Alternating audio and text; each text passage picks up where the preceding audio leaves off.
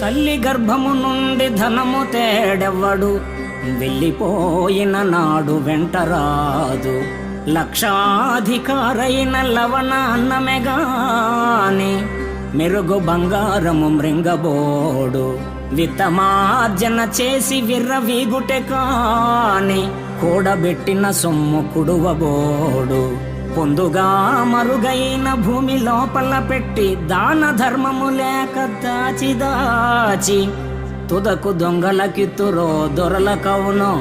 తేనె జుంటి గలియవా తెరువరులకు, భూషణ వికాస శ్రీధర్మపుర నివాస. దుష్ట సంహార నరసింహ దురిత దూర.